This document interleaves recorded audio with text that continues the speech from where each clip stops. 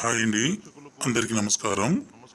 మరుగుమందు ఎలా తయారు చేస్తారు, అసలు ఈ మరుగుమందు నిజమా కాదా, ఈ మరుగుమందు వల్ల ఉపయోగాలు ఏంటి, ఈ వీడియోలో తెలుసుకుందామండి.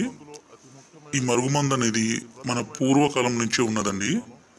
ఈ మరుగుమందు వల్ల ఉపయోగాలు ఏంటంటే మన మాట, మన భర్త కానీ భార్య కానీ అలాగే ప్రేమికుల మధ్య సమస్య ఉండి అమ్మాయి అబ్బాయి మాట వినకున్నా, అబ్బాయి అమ్మాయి మాట వినకున్నా, అత్త కోడల మధ్య సమస్య, తల్లిదండ్రుల మాట విని పిల్లల సమస్య, వీటన్నిటిని మనం ఈ మరుగుమందు ద్వారా అరికట్టవచ్చండి. ఏ విధంగా అంటే ఈ మరుగుమందుని మేము 2 రకాలుగా తయారు చేస్తాము. స్వయంగా మా తండలో మేము తయారు చేస్తామండి. అందువలన ఎలాంటి చిన్నపాటి సైడ్ ఎఫెక్ట్స్ కానీ ఎలాంటి చిన్నపాటి అనారోగ్య సమస్యలు కానీ ఉండవు. ఈ మరుగుమందుని ఒకటి పసరు రూపంలో తయారు చేస్తాము, రెండవది వచ్చేసి పౌడర్ రూపం అండి.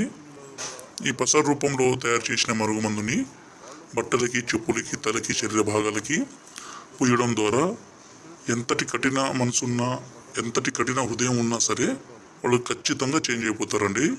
అదేవిధంగా పౌడర్ రూపంలో తయారు చేసిన మరుగుమందుని అన్నంలో కానీ, కూల్ డ్రింక్స్లో కానీ, కర్రీస్లో కానీ, జ్యూస్లో కానీ, స్వీట్లో కానీ కలిపి ఇవ్వచ్చండి.